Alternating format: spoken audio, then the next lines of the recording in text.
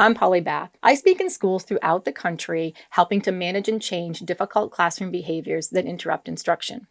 Today, I'm going to answer one of your questions. How do you respond to a younger kid swearing versus an older kid swearing? Really? The same way. General swearing is a disruption. If you walk down the hall, you're, cussing and swearing with your friends, it's a general disruption. And I'm going to call you out on it. I'm going to say, hey, guys, language, we're in school, stop. And they're going to look at me and they're going to go, right?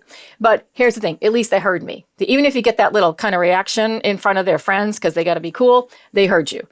Imagine if every single teacher did that, every single adult in the hall did that, kids would eventually see adults coming and they'd go, woo, and they'd start dialing down the swearing. It works because I've seen it. Now, the same thing with our littles. Why do they swear and use those cuss words? Because they're being used on them and in front of them.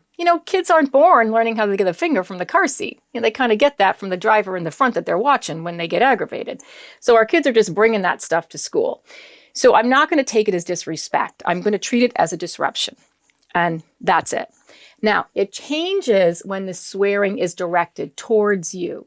When it's an older child and they're coming at you, telling you where to go, what route to take your mother with you, and so many words, now you're at a disrespect level because it's targeted. So that one I'm going to treat with a lot more of a logical consequence. Hold that child accountable, but I'm not going to flip out. But I will tag them for disrespect, and they're going to have to, make good on that. A younger child, that's a total situation of dysregulation. Not that it's not of an older child, but in an older child, we want to make sure they understand the impact of those words. Our younger children don't really understand the words, so they're coming from the same lens of aggravation, and those words pop out. So don't get too hung up with the 5-year-old who swears at you. Just get the situation under control.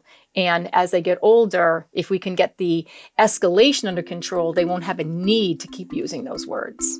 Don't forget to like, subscribe, hit the bell for notifications, watch these videos, and if you've got questions for future videos, include them in the comments below.